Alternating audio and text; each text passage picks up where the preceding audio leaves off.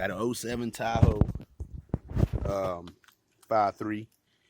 Got me a drag pipe. Well, I had a Flowmaster, and my buddy took this pipe, and he called it a drag pipe. But tell me what you think, how it sounds, YouTube, and let me know what y'all think. That's not bad. Burgundy, black rims. There's the exhaust.